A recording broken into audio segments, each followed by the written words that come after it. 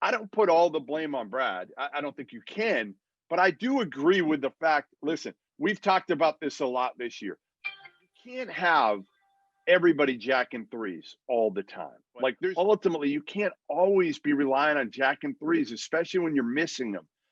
And that was kind of the problem at the end of the game, the end of some games where, you know, I don't know. I think that's an area Brad's got to tighten it up a little bit and not give everybody the green light at all times. Well, of course, Marcus Smart was 1 for 5 and he was cranking and didn't and that hurt very much. Of course, you're preaching to the Mormon Tabernacle choir on this.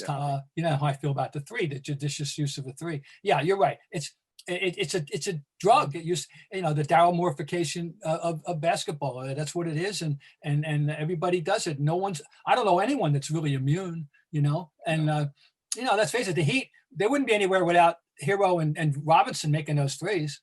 Let's face it.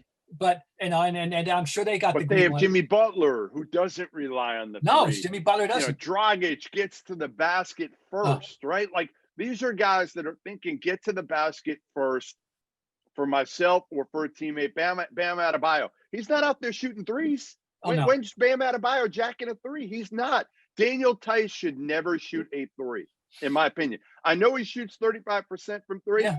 Get him under the damn basket. Well, make mid-range shots. Like, come on. Like, do you agree with the fact that Brad Stevens next year is on the hot seat? That he needs to? I don't know. He's only on the hot seat if Danny is disenchanted with him, and there's no indication. No, I don't have any insight. Danny doesn't confide in me. I can get to Danny, but he doesn't confide in me. That's for sure.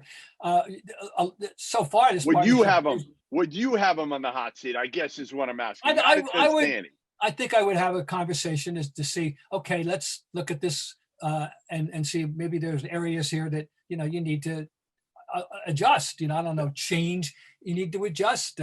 Yes, I think so. Because you can't assume just because they're young. Other teams. Thing is, it's not like you're in a vacuum, Jeff. It'd be one thing if you didn't have to worry about anybody else. But Miami isn't going anywhere. Indiana could come right back. Now it depends on the whole Oladipo thing. By the way, already all of a sudden there's talking about Hayward for Oladipo or something. I'm going, whoa, really?